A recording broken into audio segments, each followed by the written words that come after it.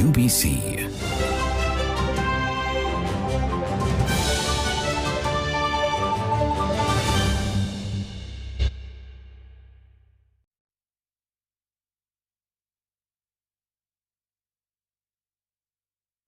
Hello and welcome to News Tonight. I am Rhoda Ngonzi. Will dig into it. Campaigns in Oyam North constituency parliamentary by-elections have kicked off this Thursday with 4 candidates nominated to face off in a tight race. The by-election follows the gunning down of State Minister for Labour, Employment and Industrial Relations, Colonel Charles Engola, who was also Member of Parliament Oyam North. This Thursday marked day 1 of campaigns in Oyam North constituency parliamentary by-election. 4 candidates nominated to face the race to replace the former State Minister for Labour, Employment and Industrial Relations, Charles Engola, who was gunned down by his bodyguard in May. The NRM candidate Okello Engola Jr. addressed 4 rallies in 2 sub-counties of Aleka and Otwal, and says people are welcoming him with warm hearts to replace his father. Really, the people are standing with us. They have come out to show that they were so grief-stricken when my father was gunned down. So they are willing to stand behind us and rally behind us to ensure that the manifesto of the NRM government plus some of his pledges he made are really completed. He says top on the agenda is to support cassava growers with value addition. They gave me his unfulfilled pledges. One of them was the pledge to ensure that electricity is taken to Aleka sub-county, and most especially in Alibi parish, where we have a starch factory but without power.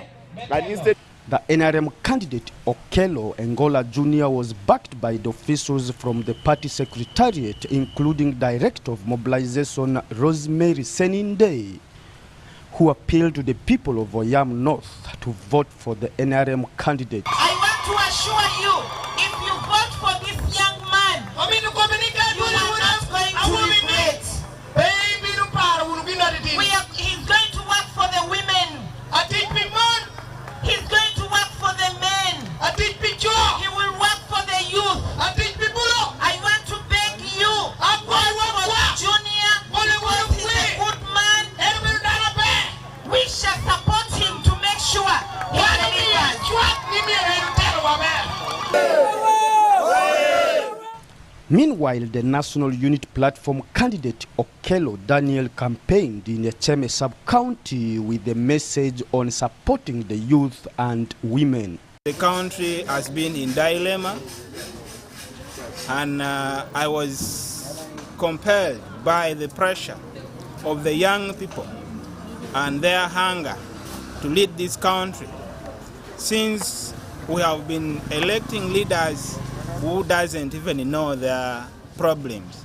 So I have come to put an end to tyrant leadership, where people think about themselves and they forget about the young ones. Philip Aguta for UBC News in Oyam.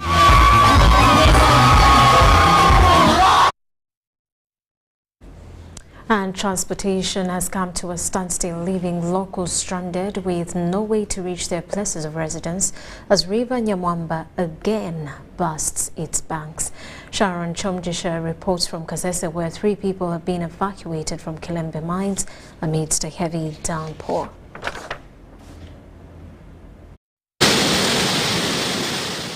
Each time it rains in Kasese district, the rivers overflow, disrupting transportation and impacting various economic activities. This situation is particularly evident in the case of Nyamwamba River, which breaches its banks, leading to the isolation of Bulembia Division and cuts off the access of essential services to its residents. As a customary practice, the local population is compelled to patiently await the receding water levels for them to be able to resume their business operations. Since as border riders, we have a lot of challenge, because like today we will not harvest as the way we are harvesting when it's not raining.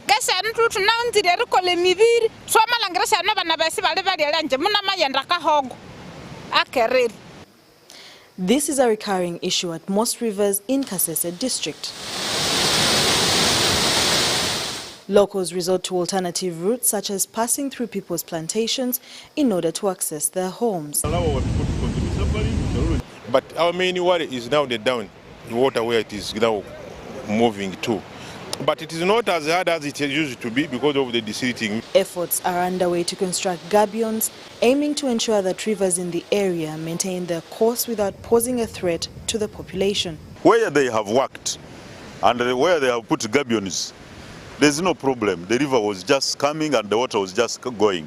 So we pray that they complete the works and then we shall have solved the problem. At least 3 people were successfully evacuated from Kilembe mines. And it was just because of panic, because of the experience they have had. Otherwise, they are not hurt and they are now settling. I know by the end of the day, they will be going back home. In order to safeguard the population from such calamities, early warning systems have been installed to alert locals of any signs of flooding. Sharon Chomjisha, Ivan Kahwa, UBC News. And State Minister for Lands Dr. Sam Mayanja has requested the general public to remain calm as investigations are ongoing into the break-in at the Lands Office. He said this at the Lands Offices in Bukalasa Ministerial Zonal Office. According to the State Minister for Lands, Dr. Sam Mayanja, thugs were not able to access the strong room where land titles are kept despite vandalizing Bukalasa Ministerial Zonal Office, disappearing with 4 computers, files and some paper records. Offices were broken into last night, that was 28th June, and the government implemented, including computers and paper taken, just the hard stuff. However, the thugs were not able to access the strong room where land titles are kept. It is strong, secure, and nothing short of a nuclear bazooka which you can break into that strong room. I was not here, but I understand there was resistance on transferring the manual to the digital.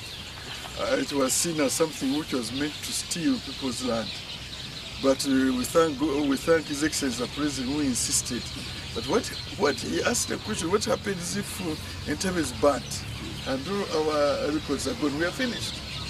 So the government invested $200 million loan from the World Bank to make sure this digital system is put in place. Further, the minister added that Bukalasa Emzo has been cordoned off by the law enforcement agencies as investigations are carried out by Woblenzi and Luero police. The system is actually working. They managed to get all the other implements, but as the past has told you, the strong room is secure. The server room was not affected. All our vital information is intact. Nothing is lost. Only these hard stuff, files and some of the computers. So everything is intact. He asked the public to remain calm and promised that offices will be operational by tomorrow. A small job will be to put down back the doors and then work with the Zoom. I'm sure it is not going to be long. You remember, forget the mortgages where loans must be dispersed. They are vital for the economy. The economy must continue. The economy works on credit. Credit cannot be released unless the mortgages have been perfected. So time is of essence, and we shall not waste time on this. Principal Secretary Bukalasa Zonal Office, Sanyu Christopher, said that the thugs entered through an unusual entrance. Most of the doors into the offices, turned the files upside down, and ran away with some computers and some other sensitive documents. Succeeded in entering the strong room. Because the strong room is strong, as we hear the word strong, they attempted and failed. Alanis Jime, deputy in charge, Uganda Land Information System, said the system is safe. It's safe. The server room was not tampered with. The information was shut down remotely.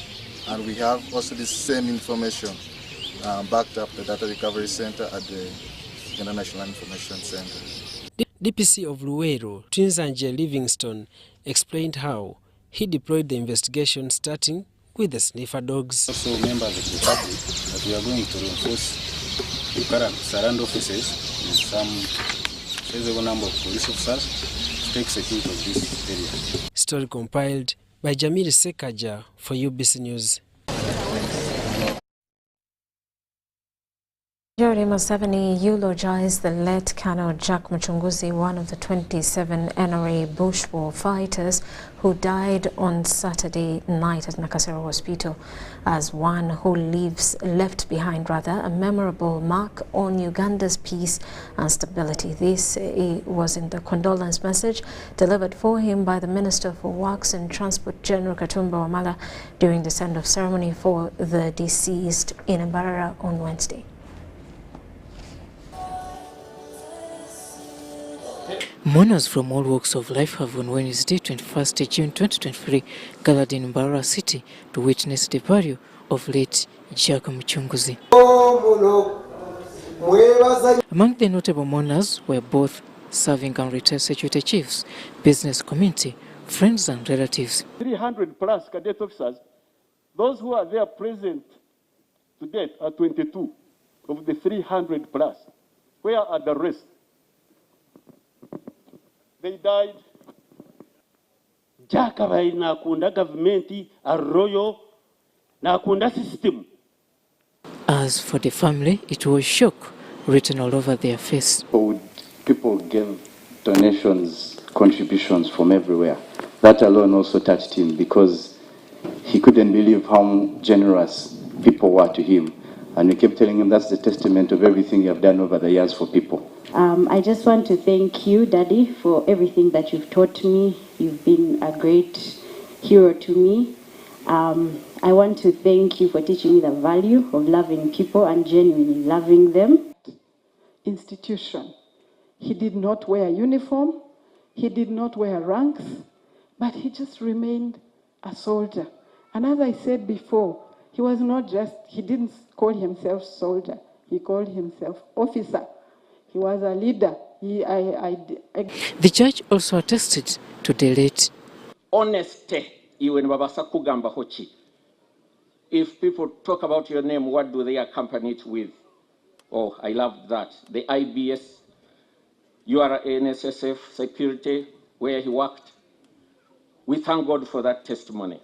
A good name is worth more than precious jewels. Ugandans love money, my God. Ministers retired Major General Jim Muhwezi, General Katumba Wamala, General David Muhozi and Frank Tumwebaze were present. But most importantly, he continued to support the NRM and the NRA.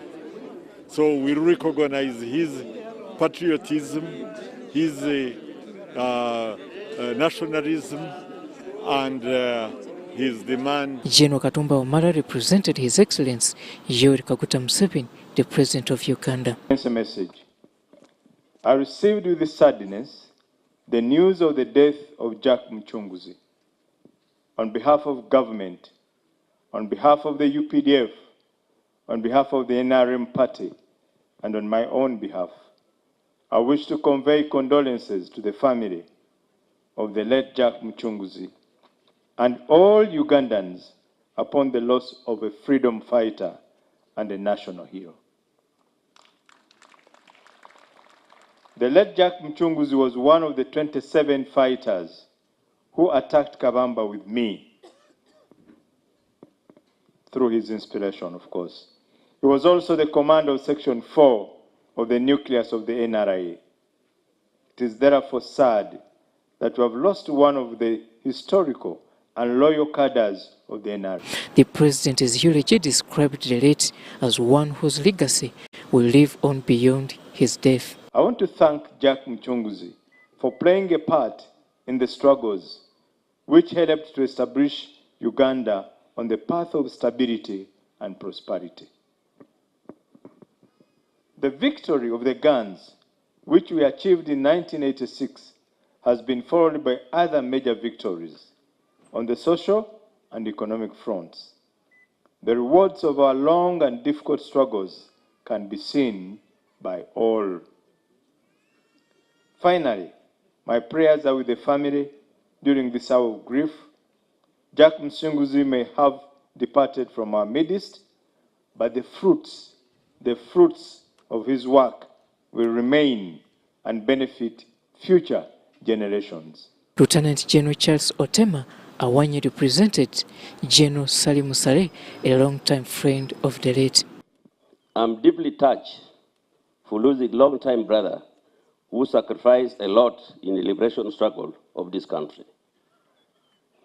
I was privileged to host Jack and his dear wife Harriet for a luncheon at my country home in Garuga.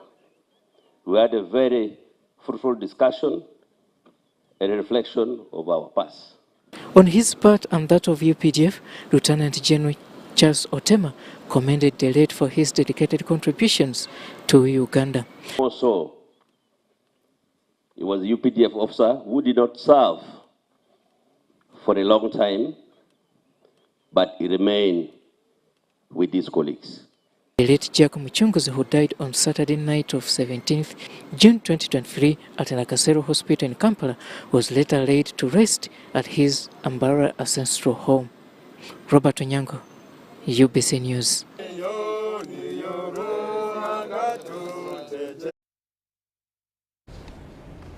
Now, the Minister for Lands, Housing and Urban Development, Judith Nnabagereka, has asked landowners to have their land legally registered in order to avoid the rampant land disputes reported across the country. Nnabagereka was opening the National Lands Conference in Munyonyo, held under the theme Mobilizing Stakeholders to Modernize Land Management.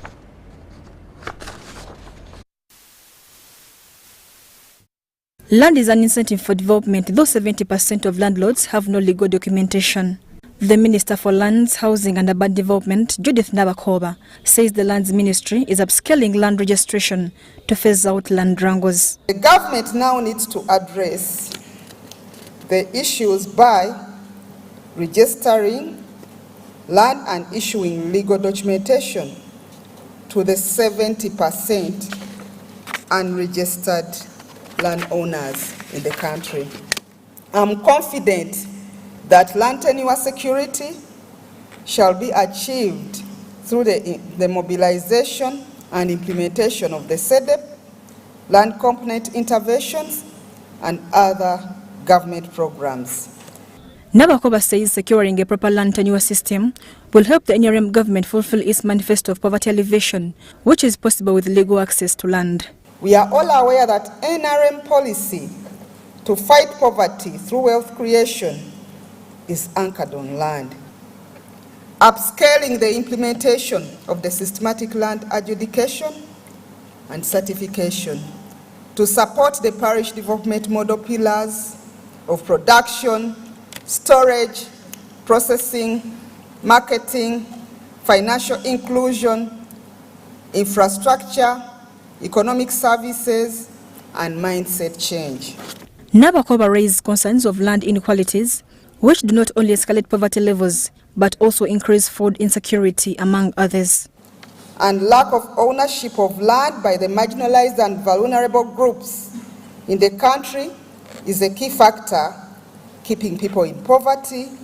In this way, land inequalities perpetuate poverty. If most of our people are hungry and without land to produce food, then we risk excavating food insecurity and depending on food handouts. Land inequality undermines the right of marginalized and vulnerable groups and their exposure to gender violence and reduced productivity. Government has been asked to consider land reforms to enable the ordinary and investors adequately utilize their land for development. With Statute of Land Tenure, Ugandans from the parish level will be able to create wealth on their land through farming, manufacturing, value addition, develop and pay taxes to the government. The whole idea was really to bring together investors, private sector companies, and the government to think about how to improve investments in land that are respectful of decent work, environmental protection. So very, very complex issues that are brought together. Mary Namkose, UBC News. And the 2024 Ekisaakaate of the Nnabagereka, where children are taught their cultural norms and values, has been launched with an appeal to participants to focus on what is imparted onto them. Our land ambassador to Uganda, Kevin Colgan, made the remarks while launching Ekisaakaate at Mulange-Mengo. He applauded the Nnabagereka for coming up with this initiative that has changed the lives of many children, not only in Buganda and other regions, but also beyond the country. The Ekisaakaate of Nnabagereka for the year 2024 has been launched by the Ireland ambassador to Uganda, Kevin Colgan, at Mulange-Mengo. Ambassador Colgan applauded the Nnabagereka for starting this initiative that has helped children to become responsible and have a bright future. This program plays a pivotal role in nurturing children and the youth to appreciate and be proud of your roots, to use that knowledge to become self-assured and self-confident that will enable them to excel in different aspects of life and around the world. He also appreciated the kingdom for the effort in defending and preserving the environment. As many of you are already aware, the Sakati Nnabagereka has given tens of thousands of children opportunities to learn in a safe, caring environment. It aims to foster a mixture of traditional value skills, but also preparing children to thrive and engage in a wider and modern world. The Executive Director of Nnabagereka Development Foundation, Andrew Adrian Muchibi, says the 2024 Ekisaakaate will focus on creating integrity among the children. Our individual, every waking morning, the purpose for which we work is to live a life filled with empathy, filled with integrity, honesty, and justice. And this is what we intend to instill in the participants that are going to come for this Ekisaakaate. The Speaker of Buganda Elders Clan Council, Namwama Augustine Kizito, advised parents to support their children to Ekisaakaate because the foundation must be firm to have a strong structure. If human values are lost at an early age, it becomes very difficult to correct during adulthood. So what Ekisaakaate Chairman Nnabagereka is doing is finding us at the foundation and correcting us at that level, and we move on. The chairperson of National Drug Authority, Dr. Medad Biticherezo, represented by Dr. Grace Nambata, says the authority supports herbal medicines and pledged to continue working with Nnabagereka Foundation in fight against drugs among the youth. On behalf of NDA, I pledged to support Nnabagereka Development Foundation through funding and by having a memorandum of understanding with us. As we talk today, the draft MOU was shared with the Nnabagereka Development Foundation team, and any time from now it will be signed. The 70th Ekisaakaate will be held at Homesdalen Primary School's Gaza campus under the theme In Pursuit of Obuntubulamu, and the symbolic handover from Muza High School that organized Ekisaakaate for the year 2023 was done in front of Nnabagereka. The Speaker of Buganda Lucheko, Patrick Luwaga Mugombole, former Minister for Finance Maria Chiwanuka, heads of Buganda agencies attended the launch. Shaidat Nasaku, Andrew Sebira, UBC News. Members of the National Union of Women with Disabilities have protested against their employers' failure to pay them. They say they would rather be fired than not be paid.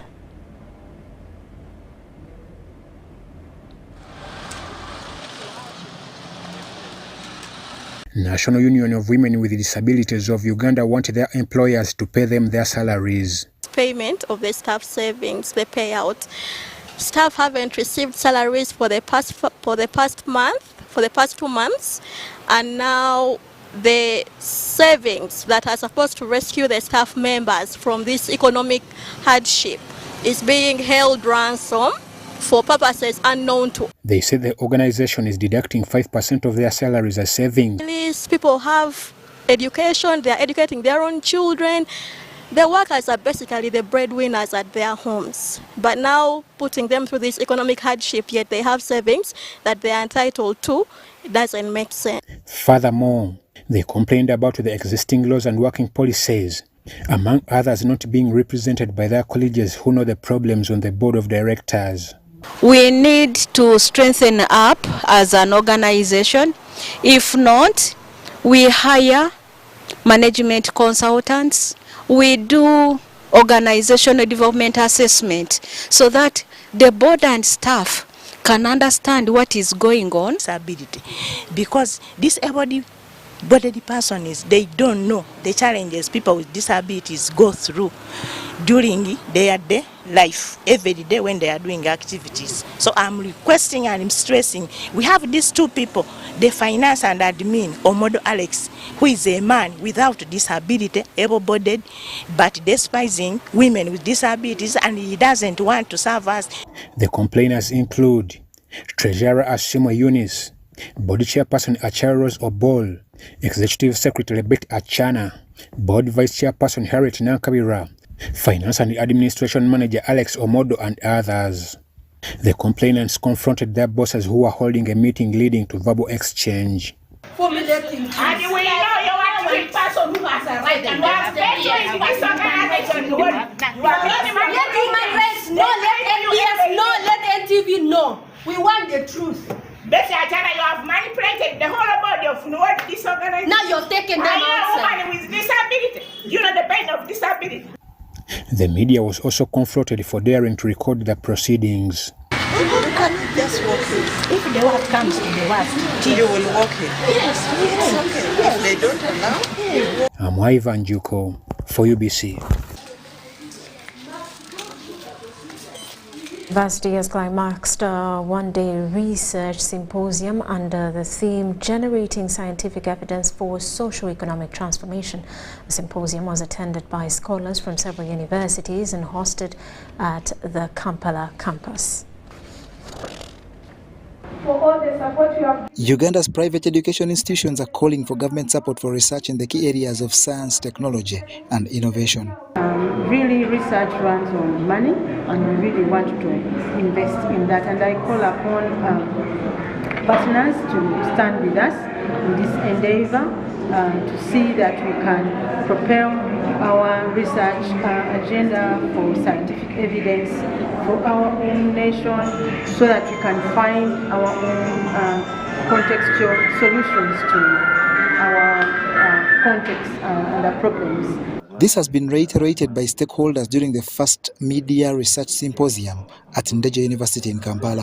Why Ugandan entrepreneurs are failing in business despite the huge numbers of people who get into entrepreneurship. It's basically because of lack of knowledge and skills. So this research empowers these entrepreneurs, the small scale and medium scale entrepreneurs, to learn the basic modern practices if they are to succeed in business. For example, to know that the transition from informality to formality, entrepreneurs have to adopt relevant but also available technology. The research symposium on the theme of generating scientific evidence for socio-economic transformation had participants from several universities. In the community, we also have our project, which aims at supporting the students to be well and to stay safe, and that is the O3 project. So we are going to disseminate what we have been doing with the students community, and we are looking at some of the common reproductive health challenges of the young people or the adolescents. The symposium witnessed different research innovations from continuing undergraduates that proved potential. As you can see, we are doing phone repair. The reason as to why we chose this specific topic to represent is because in the field we have a lot of people that are not authentic in what they do. Now, a prominent businessman and owner of 2 television stations in South Africa, Dr. Victor Tuwani has announced his vision of raising authors to become millionaires and catalyze a paradigm shift in the African literary landscape. Dr. Tuwani made the announcement during a press conference at Goodwill Church, Bulenga, Wakiso District. A prominent businessman and owner of 2 television stations in South Africa, Dr. Victor Tuwani, has emphasized the importance of authors embracing entrepreneurship and not solely focusing on their creative work. He stated that authors are not just artists but are also business people. So it's very important as black theologians to decolonize the mind of a black child in Africa. When you talk about decolonizing the mind, we are talking about deconstructing our proclivity, deconstructing our preferences, values that derives from the colonial way of thinking. Even today, our minds are still colonized. Our industries are still colonized. And we need to work more, we need to work harder and decolonize Christianity. Dr. Tuwani said authors need to understand the market and be actively involved in promoting their own books. He expressed concern over the influence of intermediaries in the book buying process and urged authors to take control of their destiny. Authors are of supreme importance in society. And their duty is to inform, to educate, and perfect the reader. Without authors, there will be no students. Without authors, there will be no teachers. Without authors, there will be no schools. So authors are very important, and we as television stations and media as a whole, we have forgotten about authors. Dr. Tuwani pledged to promote authors' works for free on different television stations in Uganda. We want to make sure that our authors are recognized, their works are known. I mean, I have written a book, I've mentioned a book, it's called A White Man. Here in Uganda, people do not know that book. Dr. Tuwani also announced his plans to organize a meeting on June 24, 2023 in Kampala, bringing together authors and businessmen. The objective of this gathering is to foster collaboration and explore opportunities for mutual growth. Sudat Kaye, UBC News. The Minister for Kampala and Metropolitan Area, Hajat Minsa Kabanda, has committed herself to make Kampala City a smart green city in East Africa. She was speaking to the media in regards to her recent appointment on the UN Advisory Committee on Biological Diversity at the Office of the Prime Minister. The Minister for Kampala Capital City, Hajat Minsa Kabanda, has been nominated as a member of the United Nations Advisory Committee on Subnational Governments, Local Governments and Biodiversity for the implementation of the Kunming-Montreal Global Biodiversity Framework. The appointment of Minister Hajat Minsa Kabanda to this prestigious committee highlights her commitment and dedication to environmental conservation, biodiversity restoration, and sustainable development. According to the minister, after accepting the nomination at the United Nations Biodiversity Conference that took place in Montreal, Canada in December 2022, her resolve to build a more sustainable and resilient future for the cities and local communities is now very strong. When I was in Montreal, I learned a lot about the environment conservation, and I think after my presentation, I think that's why they appointed me as a member on that committee. And I've written them back that I'm ready to serve and I'm ready to protect my environment in Kampala Metropolitan as a Minister for Kampala. She added that she has reached many embassies for the support of making Kampala a smart green city through planting fruit trees. Experienced with them that we should put fruit trees under another big tree, which has no use. Okay, they have use because they have carbon dioxide, they have oxygen, which we need in our community. But if we put a tree and it's not going to grow within 1 year or 2 years, so it should be underneath, such that if this one grows, then this one will replace this one, which you are going to remove. But you're not going to cut them at a go. And with this, we have to sit with Kasese, have to sit with the physical planners and see how we're going to do it. That's why I did not start it at a go. Minister continues to urge Ugandans and mostly Chinese who build in wetlands that they should stop this immediately. It's prohibited because we passed it in cabinet that they should not put anything in the wetlands. But you know how people work in Uganda. You know how people react when they don't want to follow law and order. Otherwise, it's illegal to put something in a wetland. On the issue of roads, she said government through World Bank has managed to get over $600 million for maintenance and construction, and she added that the president ordered Special Forces Command to give support in roads construction. For the communication from the Prime Minister to let us know how we are going to work with those people. I know we are supposed to come up with a memorandum of understanding with SFC people, but to me as a minister for Kampala and as a Ugandan, I need those people as soon as yesterday because they are going to assist us in fighting corruption in Kampala works. Talking about plastic bottles, she said companies like Coca-Cola and Pepsi have decided to help by buying these bottles for recycling. I've written to Coca-Cola, Pepsi Cola, because these bottling companies who use plastic bottles, they should also work with us. They should recycle their bottles and they should put someone to cater for those thrown bottles around. CRISPR.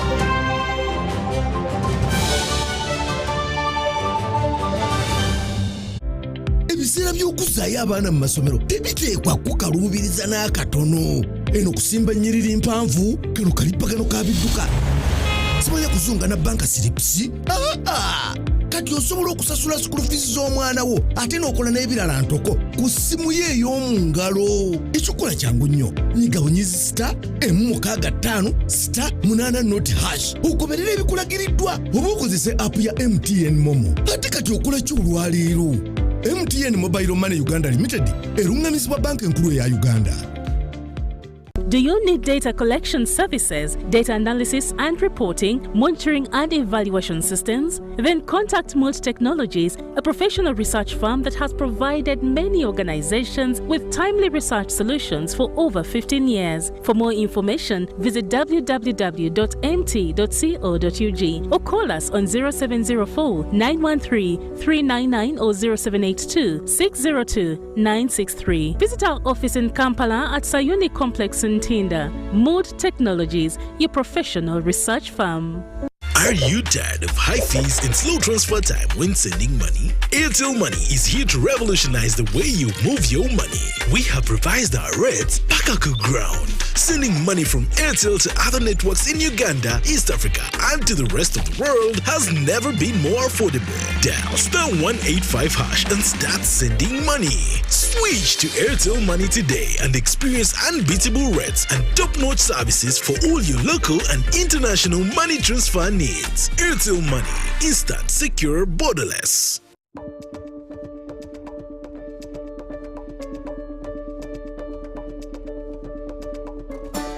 Uganda's oil and gas projects are providing opportunities for international certification and employment in various disciplines. 12,000 Ugandans have received global oil industry training and international certification in welding, heavy goods vehicle driving, and scaffolding, among others. 6 public and private institutions have received international accreditation and certification from industry bodies such as City and Guilds, ECITB, OPITO, AWS, and NEBOSH. 250 government officers from various ministries and agencies have trained in oil and gas related disciplines such as petroleum engineering, geosciences, law and economics. 71,300 Ugandans are currently employed in the sector. The National Oil and Gas Talent Register provides visibility to Ugandans with skills and competencies for possible employment in the oil and gas sector. Registration is free. The Petroleum Authority of Uganda, creating lasting value in Uganda's oil journey.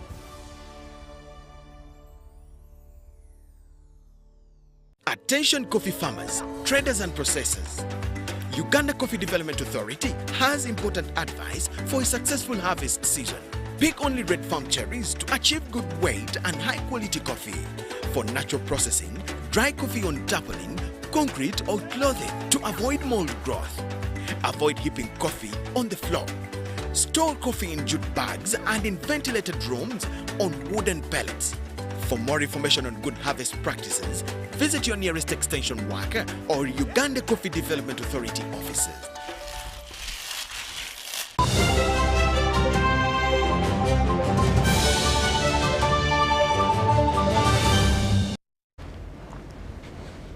Welcome back. You're still watching News Tonight. Uganda Broadcasting Corporation's reporter Sarah Mawerere has won a Continental Tobacco Control Reporting Award from the African Tobacco Control Alliance. Now, a team from Uganda Health Communication Alliance led by Richard Bagoma and the Deputy Managing Director UBC Maurice Mugisha presented the award to Sarah Mawerere at the corporation's premises in Kampala. This award.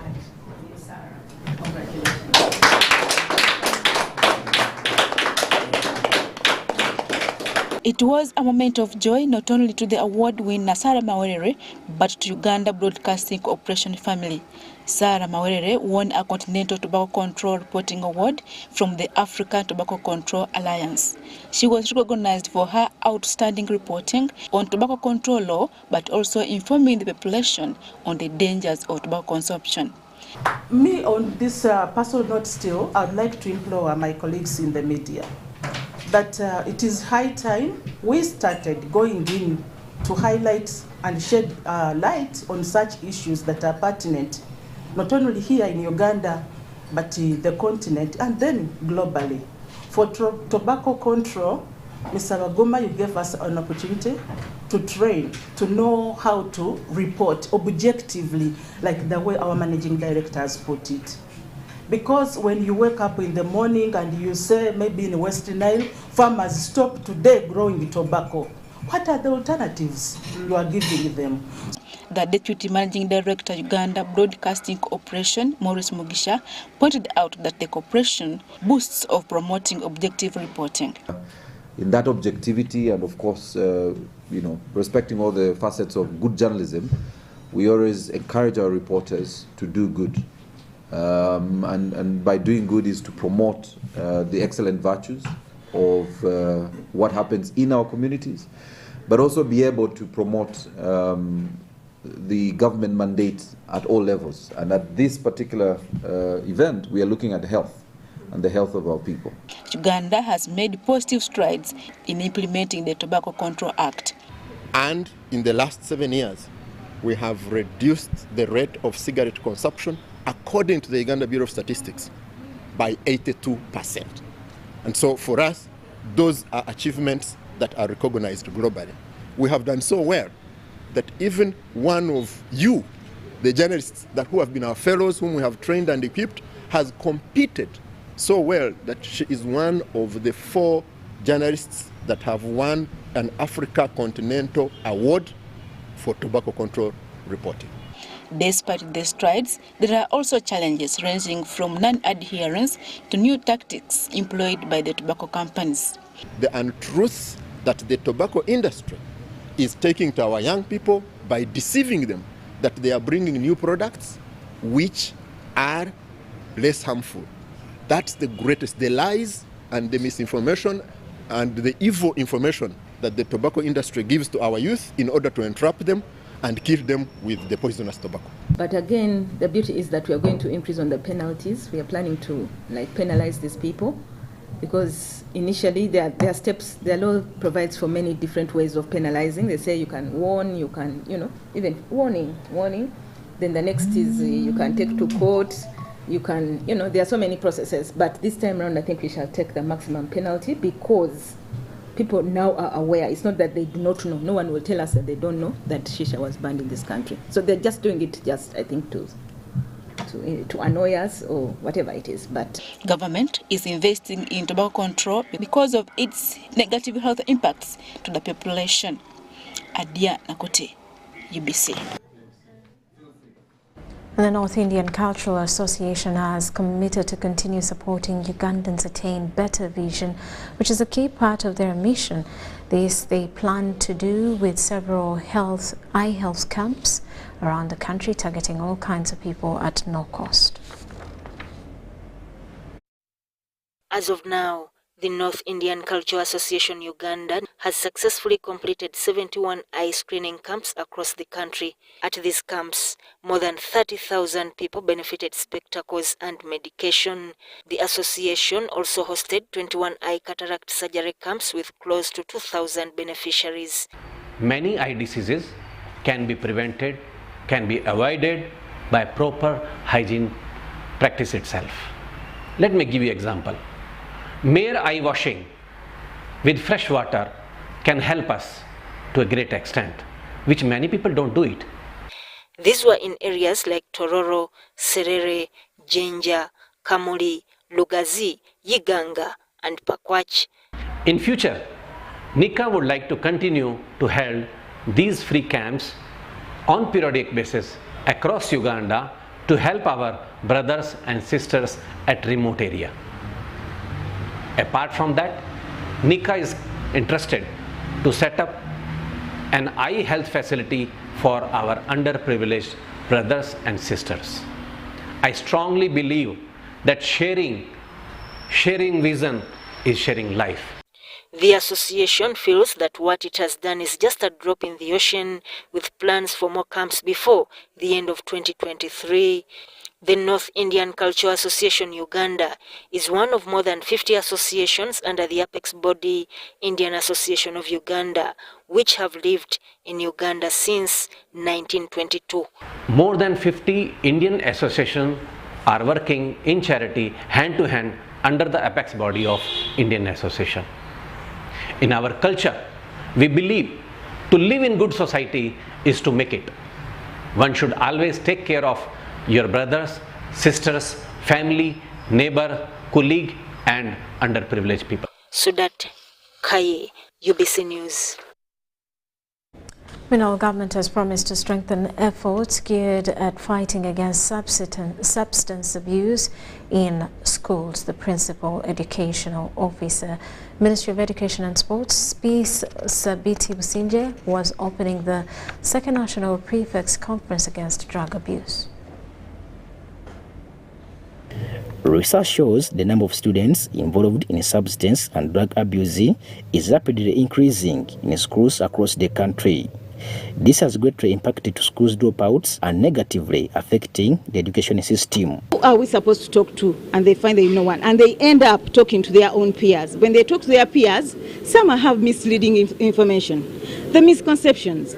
And they go on using that, yet that is wrong. So that's why we come up, drugs are pana, we have Tabika, they've been able to be, they are so resourceful. We go on to teach these young people and spread the message. The Executive Director, Drugs Apana and Sebunya, has promised to work with the government and different stakeholders to fight the rampant vice in schools and in the region. We all have to join this intervention at all levels, even if it's just a community leader, even if it's just you as a media person. You find a young person, you're like, what is the problem? Most of them are yearning for answers. Most of them are yearning for people to listen to them. So we all have to try our best to make sure we participate in this. The Acting Political Commissioner, Uganda Police, Adija Namutebi, says domestic violence is on the rise due to substance and drug abuse. And yet these children are at the stage of experimenting. So you find that when they don't have proper control from the parents, they are easily swayed or taken up by their peers who influence them thinking that taking drugs is one of the cool things as children take it. That when you are taking drugs, you are a cool person. But we also call upon the children to respect their lives, to be responsible for themselves. Among the participants is Chitanya Judy, who applauded the organizers of the conference, promising positive results in fighting the vice in schools. Needful, while with their students, there was an impact of COVID, which brought about the laxity, and many, most especially many boys, got involved in drug usage. They have learned the reason to why they shouldn't be used, and also the causes. The Principal Education Officer, Guidance and Counseling from the Ministry of Education and Sports, Businje Pisabiti, commends Drugs Apana for the initiative. So that we don't just leave it actually at primary and secondary, but even in our tertiary institutions, in our universities, there is a lot of drug abuse. And maybe from what they have done here, if they can go ahead and even do it in the universities, in the tertiary institutions, I know we'll be doing a lot for our country, and as far as fighting drug abuse and alcohol is concerned. Robert Katamba, UBC News. With a green pen inside, it's a very good one. Minister for Health Dr. Jane Ruth Ocheng has urged the general public to take keen interest to know their status regarding sickle cells. Ocheng made the remarks during the commemoration of World Sickle Cells Day at the ministry's headquarters. The day is aimed at creating awareness about sickle cell disease, and its impact on individuals, families, and communities worldwide.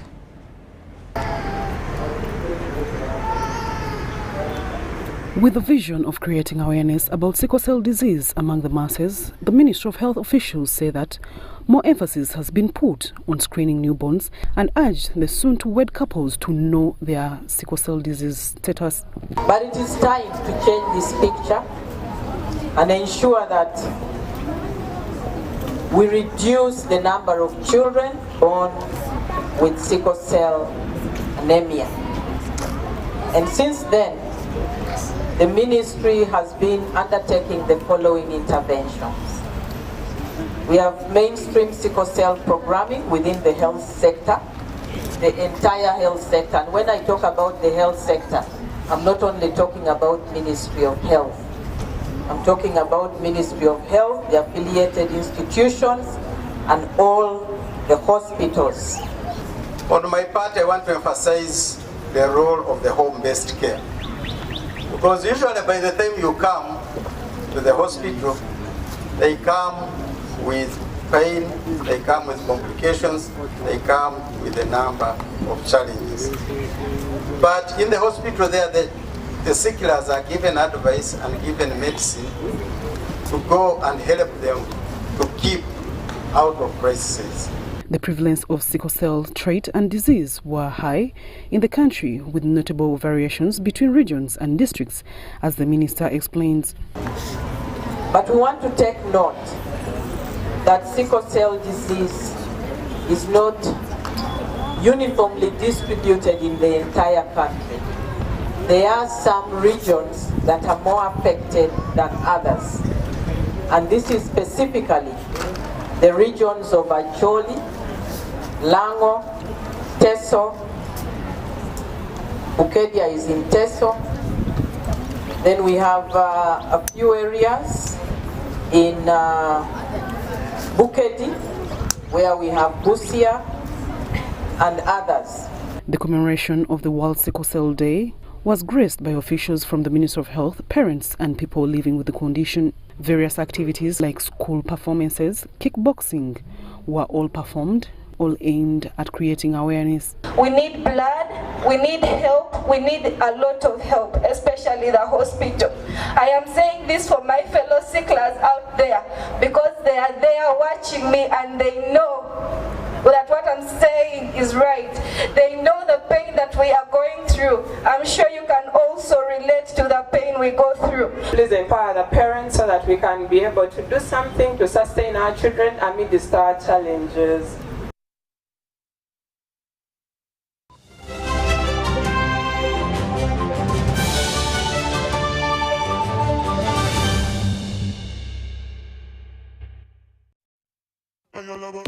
This This is the University of Africa. On the streets, you get your real education. Here, everybody has a degree of something. But the most important qualification is imagination.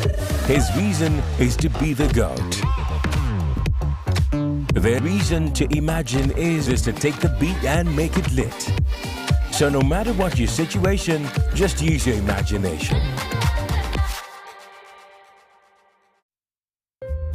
The head of Public Service and Secretary to Cabinet invites all ministries, departments and agencies to participate in the celebration of the Africa Public Service Day to be held on 23rd June 2023 at Kololo Ceremonial Grounds.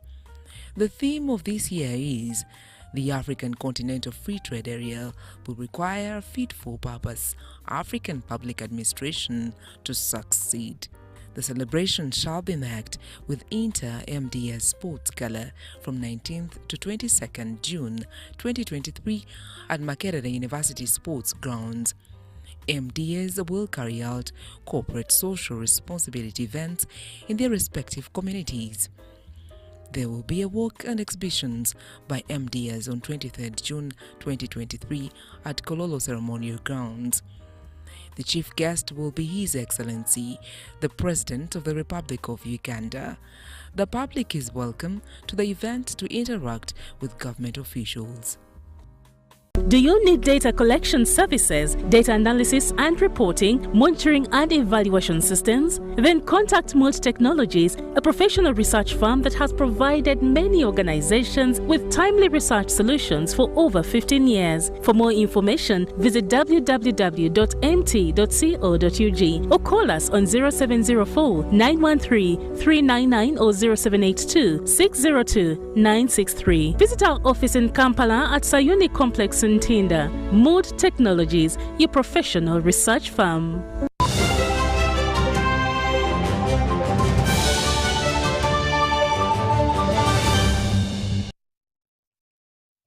Welcome back in business news. The Minister for Trade, Industry and Cooperatives, Melissa Francis, has launched a Scaling Up Nutrition Business Network strategy that's aimed at ensuring sustainable production of affordable, safe and nutritious foods for all people.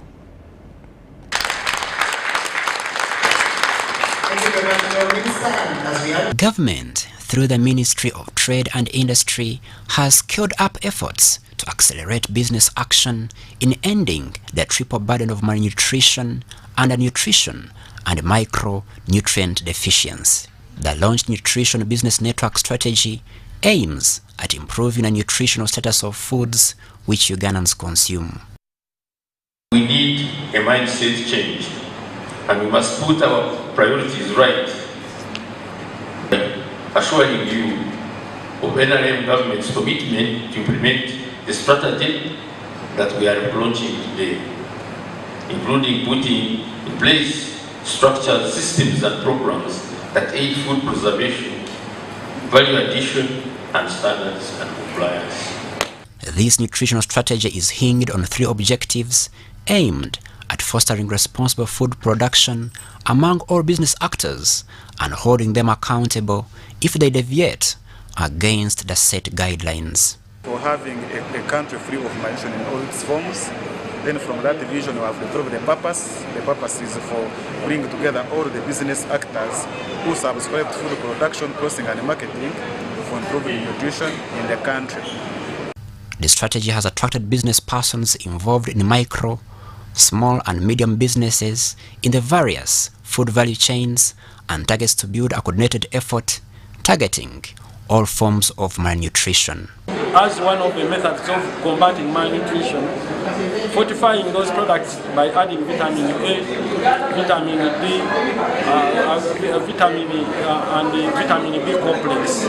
Those who are involved in horticultural business, we want to reach out to them, to teach them, and also sensitize them about the standard operating procedures of using pesticides. This strategy implementation will cost about 4.4 billion Uganda shillings and once effected will improve Uganda's national nutrition priorities. Crispus Areneitwe, Jimmy Akanshemeza, UBC News. I&M Bank has teamed up with various stakeholders to raise awareness about the benefits of corporate governance and succession planning. This partnership aims at educating businesses on the importance of implementing strong governance practices and comprehensive succession plans. The campaign emphasizes the positive impact of effective governance, such as transparency, accountability, and responsible decision-making. It may be that you have a huge family that it's relatively straightforward to manage. It depends, I think, a bit more on the sophistication of the family members and the rationality of their approach. With this collaborative effort, I&M Bank and its partners strive to promote sustainable organizations that can adapt to market dynamics and inspire confidence in stakeholders. So it comes in very handy for us to ensure that the organization that we are lending to has got good succession planning, because that enables us to know that this organization that I'm going to lend money, say for instance for 7 years, is going to continue in existence as a result of change in leadership going forward. Because when we lend money, we want that money to come back to us. We also want to lend that same money to some other organizations. So it helps us close that gap around identifying and making sure that the person that we are dealing with, or the organization that we are dealing with, is properly governed, has good succession plans, and it will exist in the long term. However, the statistic that is alarming is the fact that 50% of the people over the age of 60 who control an organization or control a substantially large business or even an SME have sometimes not thought of succession planning. 50% of the businesses generally do not think of succession planning till it is quite late. Whereas it may sound good that the other 50% actually do take into consideration that they need to have succession planning in place, it's not always the case. And that is why we think that this is a topical matter, especially in the part of the world that we actually live in, and needs to be carefully taken care of. By incorporating diversity and inclusivity, businesses can foster innovation and ensure fair representation. Sandra Kahonde, UBC News.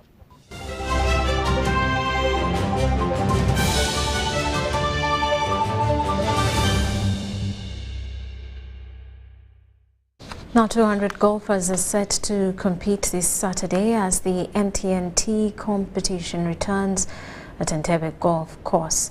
Uniquely, a brand new car has been lined up for grabs for the winner of the hole-in-one.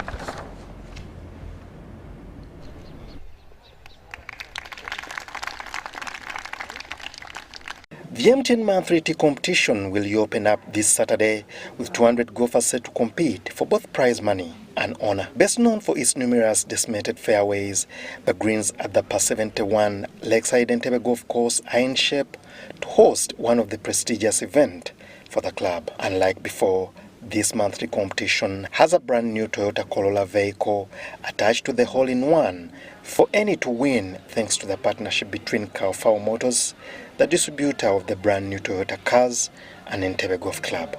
Why we're doing this with Entebbe is simply to solidify what we've already been doing in the past. That does not mean that we're going to uniquely partner with Entebbe only. We'll still be able to work with all the other clubs. And just something special about golf, like we mentioned, that a lot of our clientele are already partaking into the sport. So, and for us, it's not only business in terms of the transactions we do, but we also are very keen on building a relationship that is long-lasting. And per the agreement, grassroots development of youngsters and buying of new clubs for the young players to enhance continuity for the game has been considered. To grow this game, you need to invest in the younger people. Traditionally, golf was seen as a game for the retired, the old people who are done with work and they just wake up and play golf. It had another thought of it being for only the very wealthy people. But as time has gone on, this narrative is changing, and it is changing fast.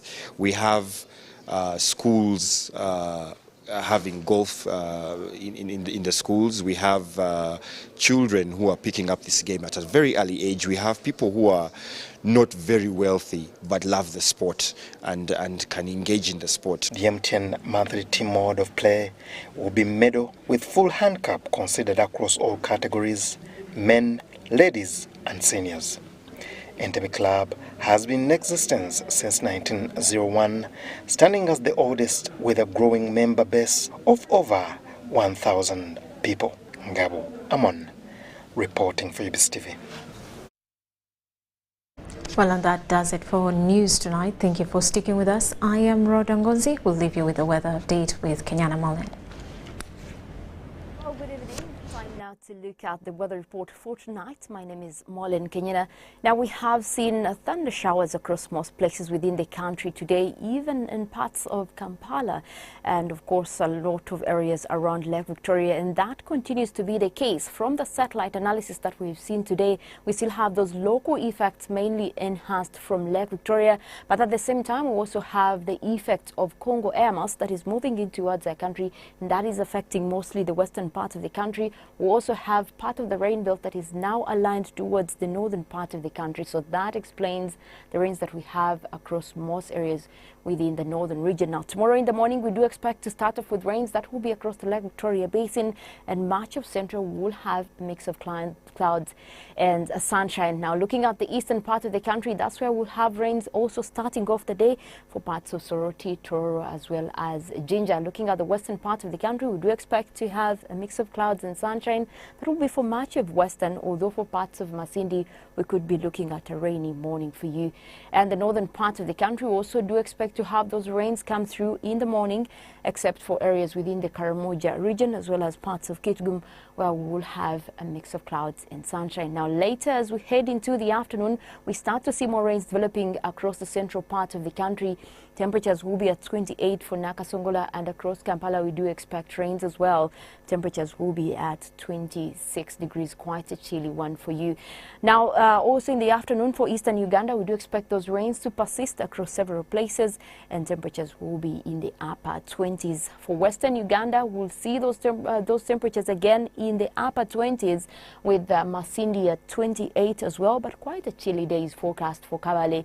Temperatures will be going up to 24 degrees with rains expected over there. The northern part of the country, we expect that those rains will continue for most of the areas, and as well we do expect temperatures in the upper 20s for most places.